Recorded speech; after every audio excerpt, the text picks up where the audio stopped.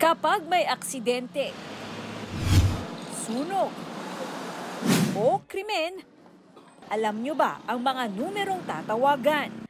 Dito sa Morong sa lalawigan ng Rizal, isang technology ang inadopt para mas mapabilis ang pagresponde.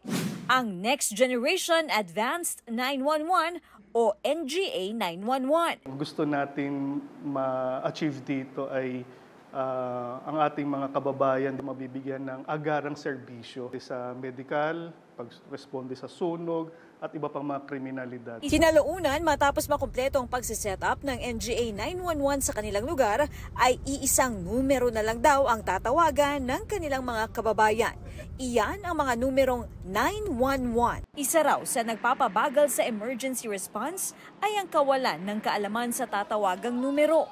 Magkakaiba kasi ang number ng bumbero, ospital at pulis. Dito sa NGA 911, numerong 911 lang ang pipindutin sa landline o cellphone. Ito ang tinatawag na call handling system ng NGA 911. Sa pamamagitan nito ay makikita at masasagot ang mga tumatawag.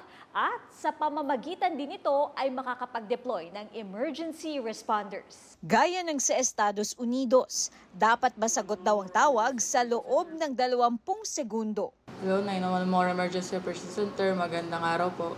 At depende sa insidente, dapat madispatch agad ang emergency responders sa loob ng 3 minuto. Makikita natin ang numero at detalye ng tumatawag, previous call records, at eventually ang exact location ng ating caller. In the U.S., everyone understands to dial 911 when they need help.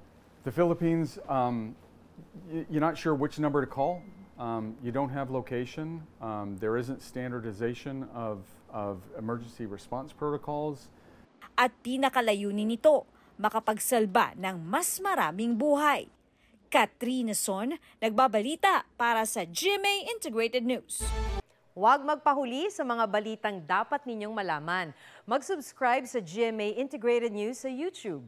Sa mga kapuso abroad, subaybayan nyo kami sa GMA Pinoy TV at sa www.gmanews.tv.